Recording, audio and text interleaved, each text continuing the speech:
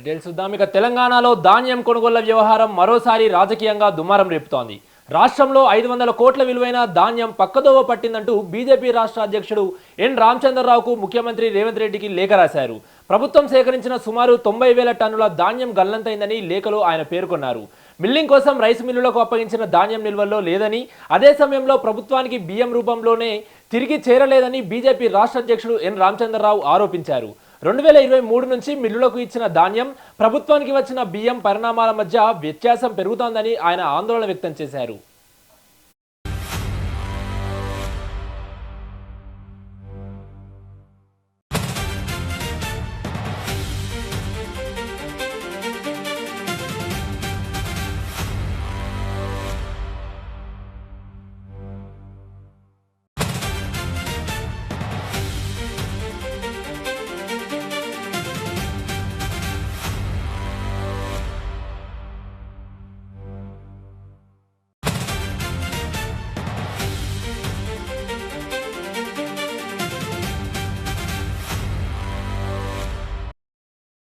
తెలంగాణలో ధాన్యం కొనుగోళ్ల వ్యవహారం మరోసారి రాజకీయంగా దుమారం రేపుతోంది.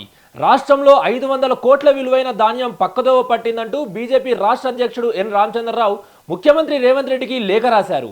ప్రభుత్వం సేకరించిన సుమారు 90,000 టన్నుల ధాన్యం గల్లంతైందని లేఖలో ఆయన పేర్కొన్నారు. మిల్లింగ్ కోసం రైస్ మిల్లులకు అప్పగించిన ధాన్యం నిల్వల్లో లేదని, అదే సమయంలో ప్రభుత్వానికి బియ్యం రూపంలోనూ తిరిగి చేరలేదని బీజేపీ రాష్ట్ర అధ్యక్షుడు ఎన్ రామచంద్రరావు ఆరోపించారు. 2023 నుంచి మిల్లులకు ఇచ్చిన ధాన్యం, ప్రభుత్వానికి వచ్చిన బియ్యం పరిణామాల మధ్య వ్యత్యాసం పెరుగుతోందని ఆయన ఆందోళన వ్యక్తం చేశారు. ఇక ఇదే అంశానికి సంబంధించి మరింత సమాచారం మా ప్రతినిధి రామకృష్ణ అందిస్తారు. ఎస్ రామకృష్ణ, చెప్పండి, రామచంద్రరావు రాసినటువంటి లేఖలో ఏ విధమైనటువంటి అంశాలు పేర్కొన్నారని చెప్పుకోవచ్చు?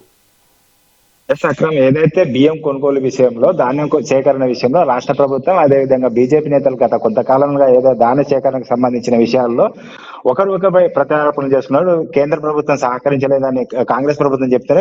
కేంద్ర ప్రభుత్వం ఇప్పటికే సహకరించింది. ఏదైతే ధాన్యం సేకరించాలో దానికి సంబంధించి మరింతగా ఎక్కువ తీసుకునేందుకు కేంద్ర ప్రభుత్వం సిద్ధంగా ఉందండి. అదే విషయంపై ఇవాళ ఏదైతే ధాన్య సేకరణ విషయంలో రాష్ట్ర ప్రభుత్వంలో లొసుగులను కప్పిపుచ్చుకునేందుకే ముఖ్యమంత్రి రేవంత్ రెడ్డి బీజేపీ ఆరోపణలు చేస్తున్నారు. అనే విధంగా గత కొంతకాలంగా కాంగ్రెస్ ప్రభుత్వం కానీ, కాంగ్రెస్ మంత్రులు కానీ ఆరోపణలు చేస్తూ వచ్చారు. ఇప్పుడు ఏదైతే దాదాపుగా ధాన్యం కొనుగోలు విషయంలో రాష్ట్ర ప్రభుత్వం 500 కోట్ల రూపాయలు పక్కదోవ పట్టాయి. అదేవిధంగా 90,000 టన్నుల బియ్యం కూడా పక్కదోవ పట్టాయి. అవి ఇప్పటి వరకు కూడా మిల్లుకు రాలేదు. అదేవిధంగా ధాన్యం సేకరణ విషయంలో గోడంలో ఉండాల్సిన బియ్యం లేదు. అదేవిధంగా కేంద్ర ప్రభుత్వానికి వాటికి సంబంధించి సేకరించి కేంద్ర ప్రభుత్వానికి గోడౌన్కు పంపించాలి, అక్కడ కూడా లేదు. అయితే ఈ 90,000 టన్నుల బియ్యం ఎక్కడ ఉన్నా ఏం లేదు. దానికి సంబంధించిన పూర్తి సమాచారం కావాలి. వాటికి సంబంధించి ఏదైనా ఎక్కడైనా అక్రమాలు జరిగితే దానికి సంబంధించిన పూర్తి వివరాలతో విచారణ చేయాలి.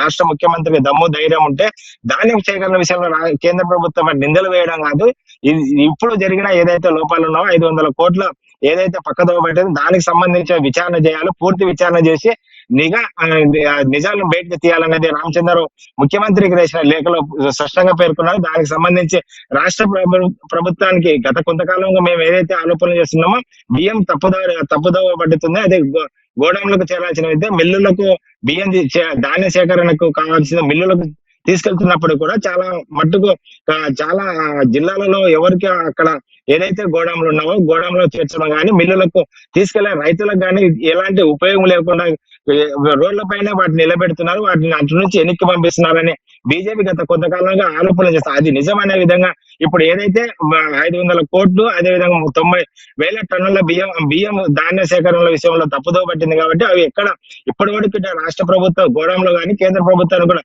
చేయలేదు. కాబట్టి వీటికి సంబంధించి నిఘా పెట్టి విచారణ చేసి దానిపై దర్యాప్తు పూర్తి చేయాలన్నది కూడా రామచంద్రరావు పేర్కొన్నారు. దానికి సంబంధించి మన రాష్ట్ర ప్రభుత్వం ఎలాంటి చర్యలు తీసుకుందో చూడాలి. అక్రమ్, అంటే రామకృష్ణ, ఇప్పుడు ప్రధానంగా ఇంత బహిరంగంగా లేఖ రాశారు అని అంటే అసలు ఆ లేఖలో రాసినట్టు నిజంగానే ధాన్యం కొనుగోళ్ల విషయంలో అవకతవకలు జరిగాయా? రామచంద్రరావు దగ్గర ఏ విధమైనటువంటి ఆధారాలు ఉన్నాయని చెప్పుకోవచ్చు? అదేవిధంగా మరి దీనికి ముఖ్యమంత్రి స్పందించే అవకాశాలు ఏమైనా ఉన్నాయని కూడా చెప్పుకోవచ్చా?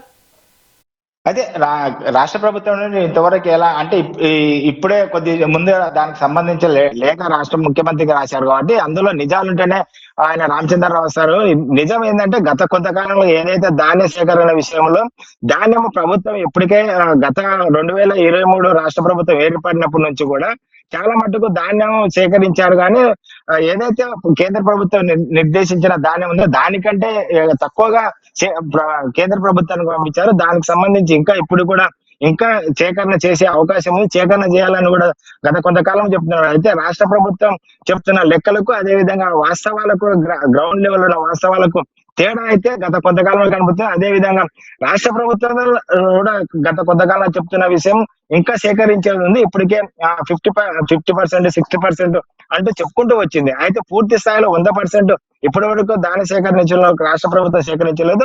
దానికి సంబంధించిన విషయంలోనే రామచంద్రరావు ముఖ్యమంత్రి లేఖ రాయడం, దానికి సంబంధించి ఇప్పుడు రాష్ట్ర రాజకీయాల్లో చర్చనీయాంశం అయితే మారిందని చెప్పవచ్చు. దానికి సంబంధించి ముఖ్యమంత్రి ఏ విధంగా రెస్పాన్స్ అవుతారు, రాష్ట్ర మంత్రులుగా దీనిపైన ఏమైనా రెస్పాన్స్ అవుతారో, అయితే వ్యవసాయ శాఖ మంత్రి ఉన్న తుమ్మల నాగేశ్వరరావు అయితే ఇప్పటి వరకు ఎలాంటి రెస్పాన్స్ రాలేదు. అదే విధంగా దానికి సంబంధించిన విషయాల్లోనే రామచంద్రరావు గట్టిగా నిలదీసే అవసరం. ఈ విషయంలోనే ఇటు కేంద్ర ప్రభుత్వానికి విజ్ఞప్తి చేసే అవకాశం ఉంది. అదే విధంగా రాష్ట్ర వ్యాప్తంగా ఉద్యమం చేసే అవకాశం అయితే కనిపిస్తుంది Akram. Right, thank you Ramakrishna.